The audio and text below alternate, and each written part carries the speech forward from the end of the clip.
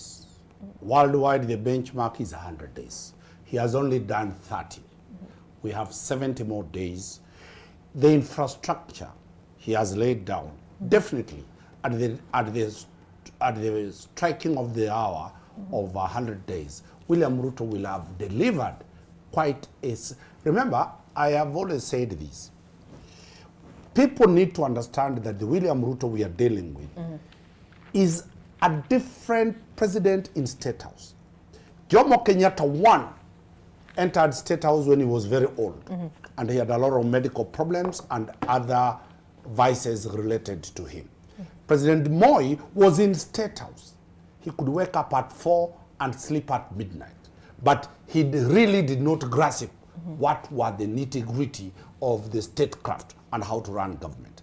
Then we got President, the late Kibaki. He came to State House, a master's degree graduate from Makerere University, but the problem was that he had a medical condition out of the accident. He delegated quite a number of his jobs to cabinet secretaries and remained only with the economy. Then came in President Uhuru Kenyatta, a hands-off president, who relied in the first term on William Ruto, and the second time from 2017, he relied on Raila Odinga to run the state. Is that a fair assessment? That is myself. Now we have a president for the first time who has a PhD from a local university, all 3 degrees from local university as a head of state. 2, a titular. He is not in that line of drinks. Does that... it is going to change the dynamics of results. Right. 3, this is a president who reports to work at 4. For the first time, staffs in State House are crying because they have never been used to a president who reports at 4. This is a president who has the pulse of the economy. He has the pulse of politics. He has the pulse of running a country. And that is why you are seeing William Ruto work 7 days. Even on Sunday, he'll go to church. After that, he'll be doing politics in rallies in Homa Bay. So we are likely to see a drastic change in terms of delivery of service. So the hustlers who think that William Ruto has not done much for them, the infrastructure he has laid down, the physical discipline, the monetary discipline, the questions about answer. Where on earth have you seen a sitting president doing cabinet meetings with an outgoing cabinet? President William Ruto has had 2 meetings with the likes of Munya, the likes of Matiang'i, to run government. Because if it was a president who was saying, let me wait until my cabinet is full, is in place, we could not be seeing cabinet decisions running on. So we are likely to see, if I'm supposed to give, to award the president, I'll give him a 72% out of 100% in terms of the 30 days that he has put his hands on very many issues. Look at also the diplomatic angle. He has already even done diplomacy, yet it's 30 days. Okay, we'll get back to that as well. Yes, so I think even in 100 days, I mean, I agree we should judge the president after 100 days, but even in 100 days, to be very honest with how I feel, the hustlers will not be very happy. Because the promises during campaigns turn out to be totally different when it comes to managing and, running the country. Because now Ruto is working for the country. That time he was working for Kenya Kwanza and trying to, for the hustlers. So in terms of, he said, let's not borrow, anymore. He has realized that there is not enough money, he may have to borrow. In terms of, whether he's going to, create the funds he needs, he wants the hustler fund, but it has to come from cutting line ministries. And you had this Omari saying that he is actually not going to do that because he's going to be opposed by technocrats. So I don't think hustlers should be overexcited.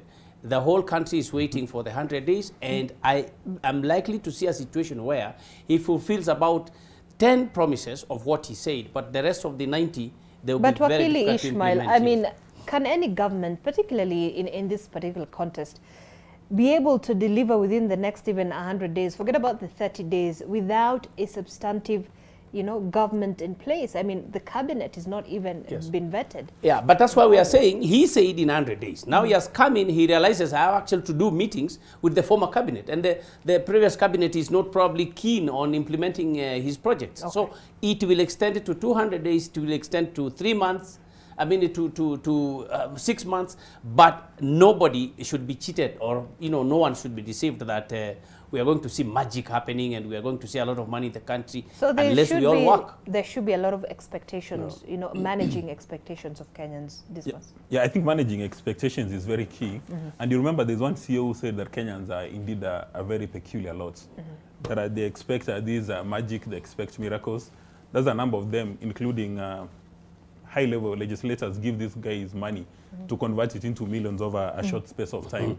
And they love instant coffee or instant tea instead of taking time to brew tea or to brew coffee. I come from Kisii, and if you want to enjoy your tea or coffee, it must be brewed. There's even a brand called Omosike that you brew it to enjoy the coffee. And by the way, it's true. In fact, if you want to get the best tea, you have to let it boil for a very long time. Exactly. But now Kenyans want to instant coffee, abracadabra. And look at what President Ruto has done the last 30 days. As the head of state, he has invigorated our commercial diplomacy. He has visited 5 countries to promote Kenya as an investment destination and promote our exports. You saw a few days ago flagging tea to go to Ghana for the first time. He was in Tanzania the other day. He has graced the launch of Safaricom in Ethiopia, which is a key thing. And then understand there is in motion a process to come up with a supplementary budget where now the plan is going to be infused into the budget. And I think for Kenyans, they shouldn't even wait for 100 days. They should give him 1 year. Because right now he doesn't even have a fully constituted government. However, what must be priority is the issue of land in Kenya. Now the president is promoting Kenya as an investment destination, but interactions with investors, both local and international, are raising alarm over land acquisition in Kenya. That you get an international investor or indeed a local investor wants to buy land in Kenya, and they are working closely with the National Land Commission. But now we have some cartels working in cahoots with pseudo-environmentalists who get parts from civil society to frustrate the process. And Kenya in the past has lost a number of investment opportunities to Uganda, Tanzania, Rwanda, Burundi because of these people who frustrate land acquisition. And in my view now that should be in the priority list, so that if you've got this Nigerian investor wants to come and do business in Kenya and wants a piece of land, some local part of civil society should not frustrate that process.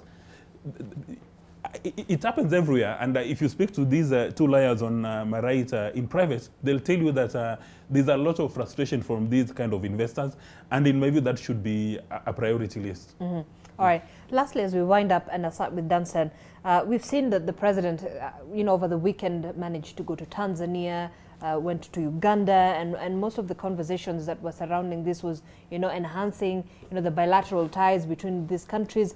And, the East African community is quite an important issue here when it comes to the foreign policy that the president has to take. What is your, assessment of how the president is approaching this whole issue within sort of trying to to integrate the regions, the countries within this particular region, and moving forward as an agenda in his own administration? On 9th of September, on 9th of August, 2022, there were 2 types of candidates on the ballot. One, President retired Uhuru Kenyatta and Raila Odinga were Chinese candidates on the ballot. Then William Ruto was an American, British, African candidate on the ballot. Why? The policies of William Ruto is going away from China to start the intra-trade within Africa. And that is why he's very key to Ethiopia, he's very key to Uganda, he's very fast heading to Tanzania and enlarging Congo and all these countries, enlarging the trade for Kenyan products to be available to be taken to those countries. 2, He is the first president, after just being elected, to have been given an